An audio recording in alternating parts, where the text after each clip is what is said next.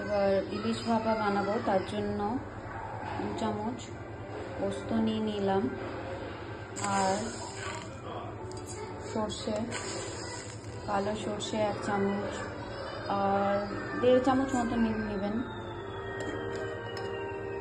আর একটা লঙ্কা,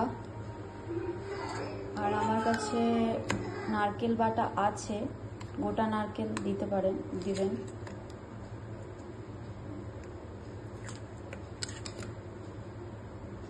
বাস এটাকে গ্রাইন্ড করে নেব, একটু জল দিয়ে একটু নুন দিয়ে দিবেন, গ্রাইন্ড করে তারপরে দেখাতে। এই যে টিফিনে নিয়ে নিয়েছি, এটা পিষে করে তারপরে এই যে মাছগুলো দিয়ে দেবো একটা একটা করে।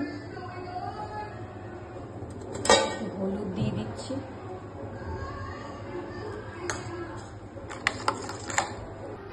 মাছগুলো দিয়ে দিয়েছি। এবার এটা উপর থেকে একটু সরষের তেল দিয়ে দিলাম, আর কাঁচা লঙ্কা।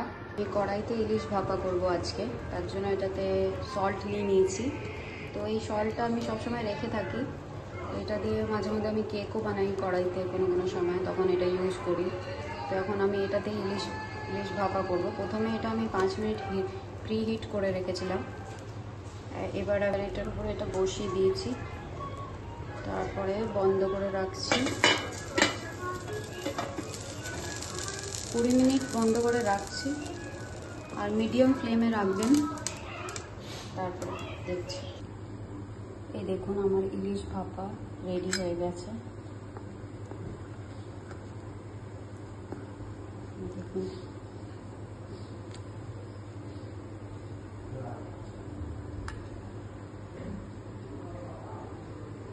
চ্যানেলকে সাবস্ক্রাইব করে দিবেন, ভালো লাগলে লাইক করে দেবেন।